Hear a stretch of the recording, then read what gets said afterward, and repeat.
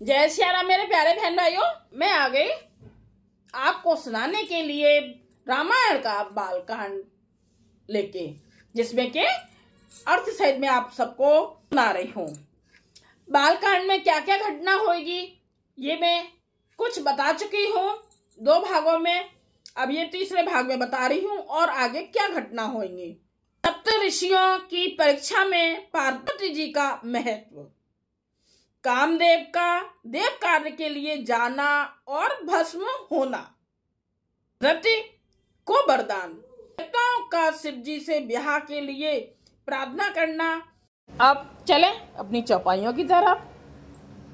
खले परिहासी हुई हिते मोरा, काके कहीं कले कंठ कठोरा, हसही बगदा दुरे छात कही, हसही मलिन खले बिमल बत कही।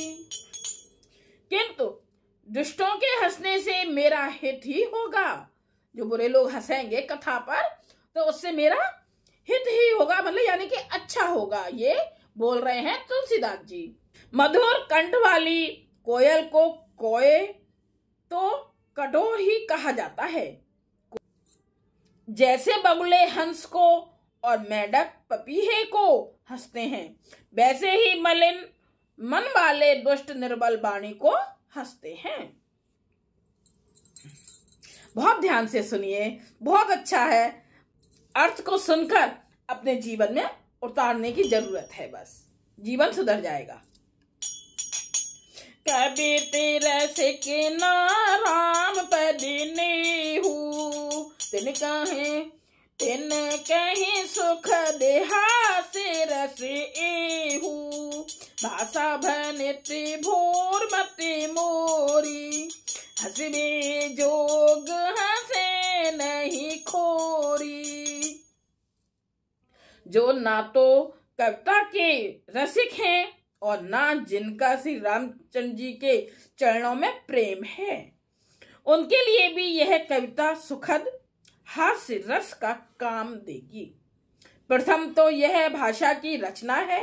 पहले तो ये मतलब क्या है, ये भाषा की रचना है। और दूसरी मेरी बुद्धि भोली है, तुलसीदास जी बोल रहे हैं अपने आप को, इसलिए ये हंसने के योग्य ही है। हंसने में उन्हें कोई दोष नहीं है। प्रभु पदी प्रीत न सामुझनी की, तिन ही कथा सुने लागे फीकी, हरे हरे पद रति मत न कुतर की, तिन कहो मधुर कथा रघुबर की। जिन्हें ना तो प्रभु के चरणों में प्रेम है और ना अच्छी समझ ही है, उनको ये कथा सुनने में फीकी लगेगी, अच्छी नहीं लगेगी। जो श्री भगवान से प्रेम नहीं करते उन्हें कथा वगैरह अच्छी नहीं लगती है, उन्हें तो बुरे काम अच्छे लगते हैं। जिनके श्री हरि भगवान विष्णु और श्री हर भगवान शिव, देखो श्री हरि कौन है, भगवान विष्णु, और श्री हर कौन है, भगवान शिव के चरणों में प्रीत है। हरि और हर का फर्क समझिए।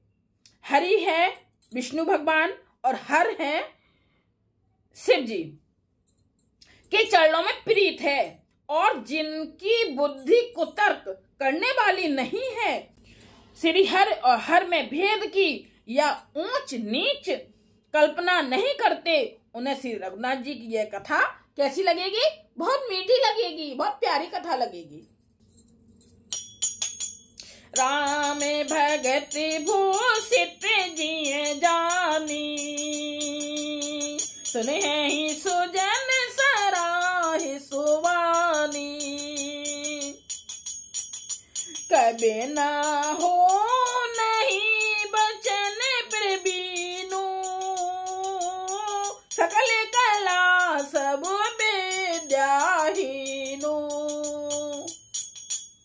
सज्जनगण, इस कथा को अपने जी में श्री राम जी की भक्ति से भूषित जानकर सुंदर वाणी से सराहना करते हुए सुनेंगे। कौन? सज्जनगण। बहुत जो सज्जन हैं वो लोग बहुत अच्छे तरीके से कथा को सुनेंगे। मैं ना तो कवि हूं, तुलसीदास जी बोल रहे हैं, मैं ना तो कवि हूं ना वाक्य रचना में ही कुशल हूं। मैं तो सब कथाओं, मैं तो सब कलाओं तथा सब विद्याओं से रहित हूं। अपनी बढ़ाई नहीं कर रहे हैं, अपने आप को बहुत छोटा बता रहे हैं तुलसीदास जी। पर लेकिन हम सब लोग तो क्या है, जरा सा भी एक रत्ती भर भी हम कुछ जानते होंगे ना, तो अपनी बस यही सोचते हैं हमारी तो बढ़ाइयां हो, बढ़ाई कितनी बढ़ाई सब लोग करें। यहाँ पर लेकिन कितनी अच्छी सीख दी है तुलसीदास जी। अपने आप को बहुत छोटा बता रहे हैं और अज्ञानी बता रहे हैं कि मुझे कुछ नहीं आता।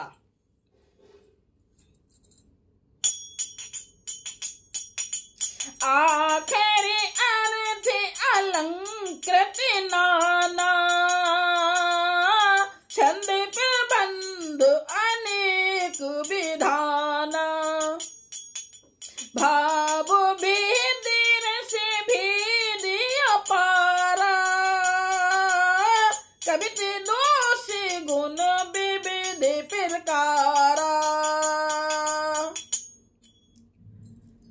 नाना प्रकार के अक्षर, अर्थ और अलंकार, अनेक प्रकार की छंद रचना, भावों और रसों के अपार भेद और कविता के भांति भांति के गुण दोष होते हैं। कवित विवेक एक नहीं मोरे, सत्य कहूं लिखे कागज कोरे। इनमें से काव्य संबंधी एक भी बात का ज्ञान मुझ में नहीं है, तुलसीदास जी बता रहे हैं। यह मैं कोरे कागज पर लिखकर शपथ पूर्वक यानी कसम खाकर सत्य सत्य कहता हूं। भने ते मोरे सबे गुण रहित, विश्व विदित गुण एक, सो विचार सुने हैं सुमते, जिनके विमल विवेक। मेरी रचना सब गुणों से रहित है, इसमें बस जगत प्रसिद्ध एक गुण है, उसे विचार कर अच्छी बुद्धि वाले पुरुष जिनके निर्बल ज्ञान है इसको सुनेंगे। ये हुआ हमारा 8वां भाग।